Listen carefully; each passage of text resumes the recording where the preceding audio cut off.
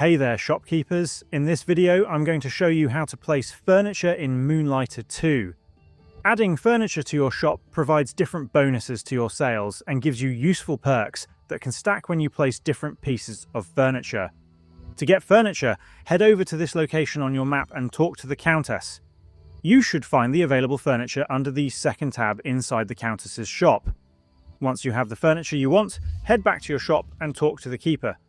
Select furniture, choose the grid where you want to place it, and then press the replace button.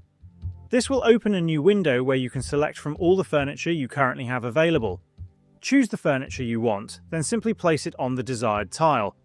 A useful tip is to always read each furniture's perk before placing it. This will help you properly utilize its bonus and potentially increase your sales when you open your shop. And that's how to place furniture in Moonlighter 2. If this helped you out, please drop a like and subscribe. It really helps the channel grow, and I'll see you in the next tutorial. Thank you so much for watching.